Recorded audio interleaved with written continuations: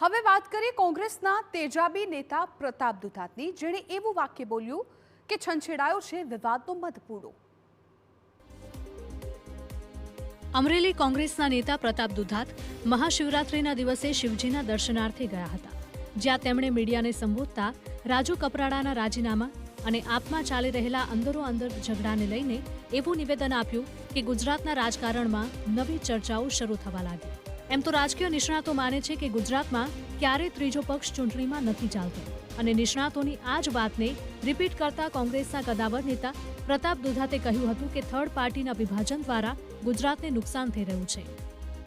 2012ની અંદર પરિવર્તન પાર્ટી આવી, કેશુબાપાનું નેતૃત્વ આવ્યું। કેશુબાપાના નેતૃત્વમાં ખૂબ મોટા પ્રમાણમાં મતનું વિભાજન થયું અને 2 સીટ આવી જીપીપીની કે ભારતીય જનતા પાર્ટીની માનસિક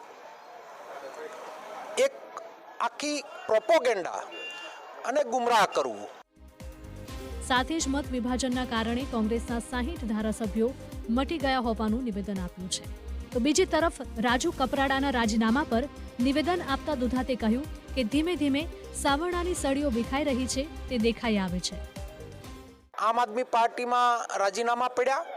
વર્તમાન સ્થિતિ પ્રમાણે જે રાજકીય ગણિત બેસી રહ્યું એ પ્રમાણમાં હવે પછી ઈશુદાનનો વારો છે, અને છેલ્લે મેં વાત કરી એ પ્રમાણે હાવણાને મારી અને તાળું મારીને હવે ભારતીય જનતા પાર્ટીમાં પાછા જતા રહેશે।